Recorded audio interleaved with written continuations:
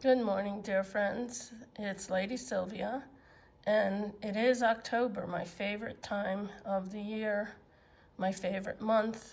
I really love Halloween, and I wanted to share with you some of my darker colored jewelry, some of my mourning jewelry, and I'm here with my pumpkins and my Day of the Dead Barbie dolls. They're the same size as Barbie, but they're not Barbie. But their faces are painted, and they have a little skeleton on their dress, and they're very beautiful. They're dressed like the Mexican Day of the Dead. And I wanted to say how much I appreciate each and every one of you who tunes in. It's a real privilege to have you here with me. So let's go on and take a look at some of my more dark tone jewelry or some of my more spooky jewelry. And here is, let me move back a little bit. This snake necklace is by the famous Heidi Daus. And this one I paid a little up for, but it is really a totally bejeweled snake. I mean, total. It's got a green emerald stone. She uses only Swarovski crystal in her jewelry, so it really lasts, and they're made very well. It's not something I can wear every day, but it's one of the only pieces I kept out of her jewelry. And there is a video that I did about snakes in jewelry and their meaning. So mourning jewelry became very popular after the death of Prince Albert, Queen Victoria's husband, and queen consort. And she mourned him for the rest of her life. They really loved each other. And she began to only wear black and black jewelry. And mourning jewelry became very fashionable. I have a few pieces. This piece here is in the design of oaks. I'm not sure if it's worn this way or that way. Well, the pin runs this way. It's an old pin. I think maybe it goes this way. But oak leaves and acorns are a symbol of eternity, long life and eternity. And then, let me see what else I have here. Here is another one. This one has fruit, I believe. Yes, some kind of fruit. Almost looks like a pomegranate. And gutta percha is a tree sap from Indonesia area, and was developed around 1820 by a scientist and made into, that it could be molded. Same thing as vulcanized rubber, which was invented by Charles Goodyear. But these are gutta percha. They're very old. Whoa, don't drop it, Sylvia. Here, they are kind of fragile, so I'm lucky on that one. I didn't break anything. So this one is a sheaf of wheat. It is a locket. Oh, my goodness. There's a little girl's picture. What happened to this other one here? Oh, it's a little boy. Well, I don't like to glue anything in, but it fell out. But they have kind of spooky faces, don't they? Kind of weird. But anyway, that's a sheaf of wheat. A full sheaf of wheat symbolizes a life well lived, if you see it on a gravestone. I'm wearing my midnight glitter Halloween nail polish, and I believe it's called Midnight. It's kind of a purpley blue, actually, more than black, which is kind of cool. I like that. And then we have my owl here. Owls have always been a symbol of, they say if you see an owl cross your path, it means somebody in your family is going to die. Just superstition. But I do like owls. And I woke up one morning and there was an owl sitting on my balcony. I was so excited. And here is a gutta percha cross. I believe that's called a Maltese cross. And it's covered in roses. And it has a long chain.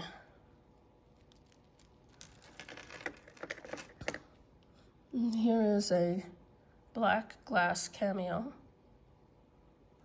That's probably 1950s. Let me see what's under the pumpkin.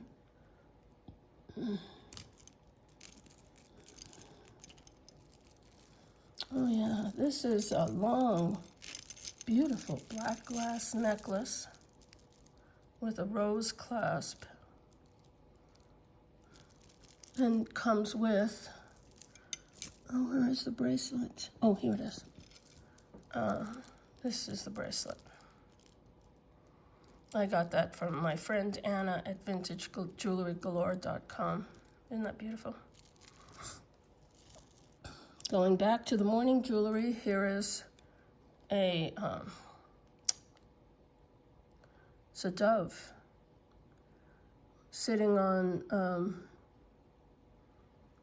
what looks like olive branch, peace. Doves have always been a symbol of peace. And perhaps this is, meant to symbolize that there is peace in the afterlife. That is very beautiful. By the way, I get hundreds of mourning doves here. I feed them every day. Sometimes they bicker and squabble, but I have 2 feeders, one for the little sparrows so they don't get left out, and one for the mourning doves. Here is another gutta percha. And this is a dove also. He's got a little boo-boo on the end of his tail there. But I really loved him because I love all birds. Let's see what's under here.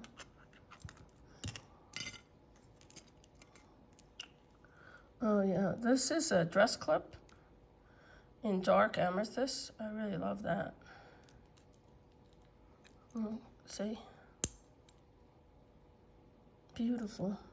Forgot to put on my snake rings. Oh well. I've been kind of, down because I'm in a lot of pain. I have osteoarthritis in both my knees, but my right knee is worse. And I get to see my doctor on the 19th, but till then, I'm in a lot of pain. So I haven't done too much, but hopefully I will get my injections. This is a long glass beaded necklace that broke, but I will fix it. Oh, and here's a little jeweled black panther or cat. Kind of big, so I'd assume he's a panther. And then another all black cameo. This is molded glass. So here is some more dark jewelry. These are amethyst chips, and this is rice pearls with black check glass. And of course, I used to collect Halloween pins from Hallmark. I don't know where I got this from, but you have to change the battery because the little light shines, I think orange or yellow. You press the back and his nose lights up. I might actually have a battery for that. But this one's not a Hallmark one. This one was, I think I picked up somewhere. But I love that because I have my cats. They're downstairs crying because they want to come out. I made this black pearl, Baroque black pearl necklace with a sterling silver Sacred Heart. I found that here, sterling silver. And then I made this bracelet in purples. This is all done in beads, bead cup chain, check glass, and then I lined it in dark purple lambskin leather. And it is a cuff. You just slide it on.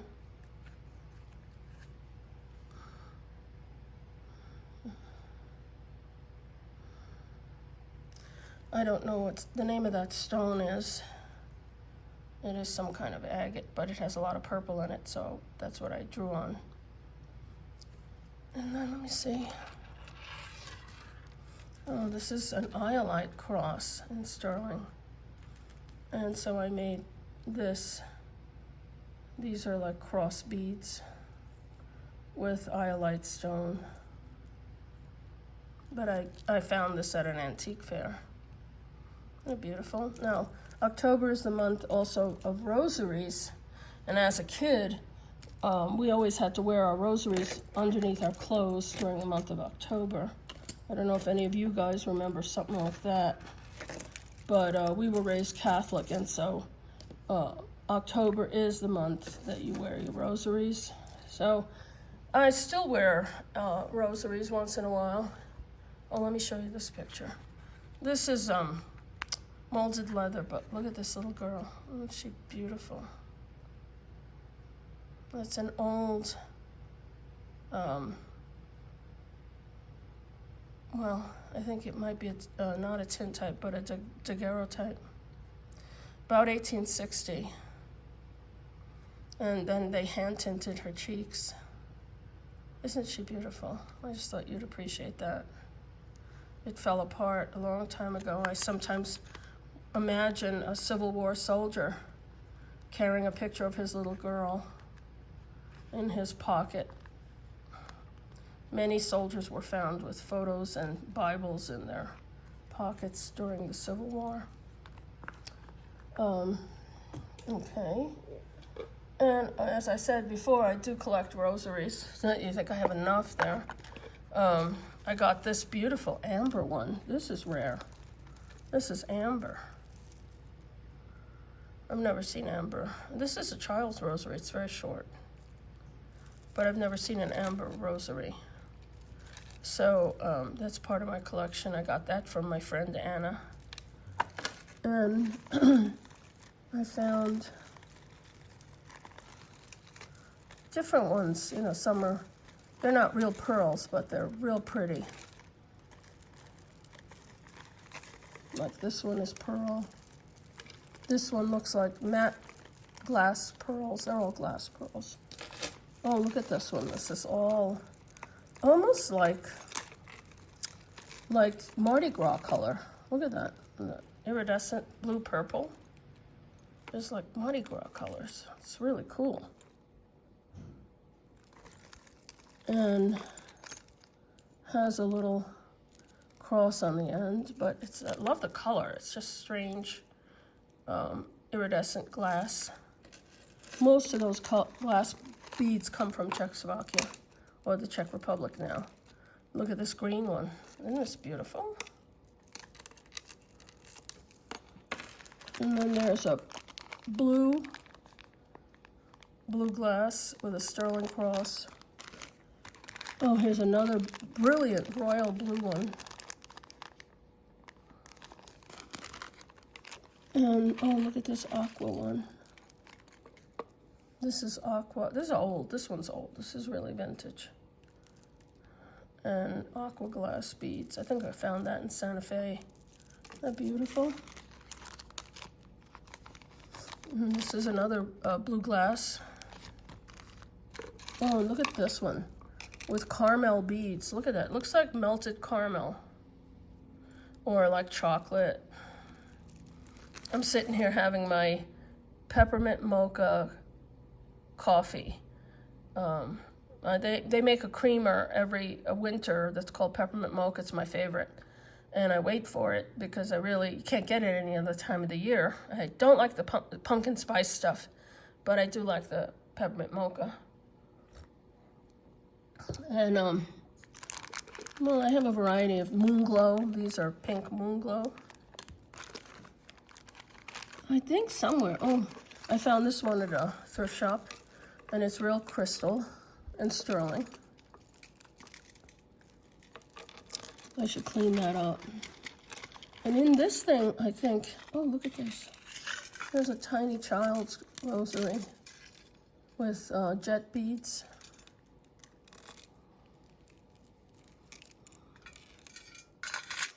See, and rosaries used to be kept in containers like that.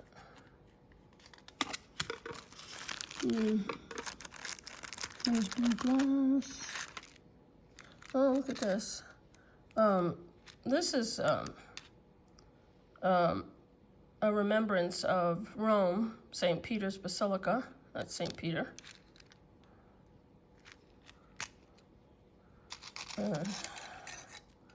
Yeah, I was wondering where this was. This is all sterling silver. I bought it in Mexico. It wasn't cheap. So, but I never had a sterling silver one that's all sterling. But anyway, that's St. Peter guarding my rosaries. So, I don't know how many memories you guys have of Halloween. Halloween was a very fun time for us. We were very poor, and it was the only time of the year you could go out and get free candy, you know. And it was really a fun time for us as kids. And we were very poor, so we didn't have the money to buy costumes. I think my little brother Eric was the only one who got a store-bought costume. And I think it was a skeleton. And I'll tell you a spooky story. No, I have a lot of stories. This one is just a cute story of Halloween in the Bronx, New York. Well, it was a dangerous time back then. And a lot of kids would go and steal your candy and beat you up and rob your candy. And so I was charged with taking Eric out to trick or treat. And I had a crepe paper dress made by my mother so that, I wanted to be a witch. And I had one of those store-bought witch hats, but my mother made a black crepe paper dress for me. And we had a lot of fun. We trick-or-treated to all the houses where people who had money lived, and we walked along many blocks to get all that. And it was getting late. And, we were just about towards the house when two guys came out of nowhere and attacked my little brother. Now, I had an arsenal inside my bag, my Halloween bag, that the kids made back then. And that was, I took an old sock and colored sticks of chalk, and I put a rock inside it. And then I banged it on the ground till all the chalk was powder. And so when those guys grabbed Eric, there were two of them. One of them was fighting with Eric. He was only about 5 or 6. And Eric was screaming and crying, and he wasn't going to let go of his bag. And I came up behind the guy, and I whacked him across the head. Oh, boy. Blue powder, pink powder flew everywhere. And then the other guy ran towards me, and I slapped him with a sock on his head and shoulders, and I guess they were kind of stunned. And during that moment, I grabbed Eric, and we ran the rest of the way into the house. And of course, we didn't tell my mom what happened because she would have not let us out for Halloween the next year. But it was a little secret that we kept for years. I still laugh about it. But as far as spooky stories, I'll tell you something. I used to live in Monterey, California. It's a very old city. And once was dominated by, it was Alta California, so there were many Mexicans there. But I went on a ghost tour, and I'm very sensitive to spirits. And so what happened was we went to the cemetery, and the tour guide, they gave us flashlights, but my husband and my brother were walking away, and I didn't see them. And I was walking back down towards the trolley. It was a bus, like a trolley bus or whatever. And I saw a guy, he's walking in the grass, dressed like the 1950s. He had the combed hair. They used to call it a DA. He had white shirt with the sleeves rolled up and a pack of cigarettes in one of the sleeves. He had jeans and boots or something. And I walked up, and I was walking towards him, and I said, "Hey, do you know which way the trolley went?" And he disappeared. And that's the truth. And another time during that tour, they got to be very scared of me because I would see all this stuff and tell it to them, and they were like, "Oh, my God." He was going to tell a story about this lady who I guess she was killed by her jealous husband. So he drove up to the house where she once lived, and I said, "Oh, did she have long dark hair?" And she sat up in that room right there, and she was combing her hair, and the guy, I swear to God, he turned white as a ghost. That's funny. Anyway, yeah, I do have, experiences with people from the other world. Some spirits just don't move on, which makes me sad. And, it is what it is. If you sense it, my husband is not sensitive to spirits, but I am very, very sensitive to spirits. And not all of them are malevolent. They're just lost souls wandering around. But anyway, my friends, I wish you the best Halloween ever. We used to get at least 400 kids in California knocking on the door. I'd buy bags and bags of candy, and by 9 o'clock, there was nothing left. But here, I live in a gated private community, and there are a lot of seniors here, so there are no Halloween trick-or-treaters, which makes me sad. But I have my memories, and someday when we retire, we are probably going to move back to California. And my friends, I all wish you a great autumn, and take care of each other, and pray for Israel. And I thank you all. God bless you. Take care. Bye-bye.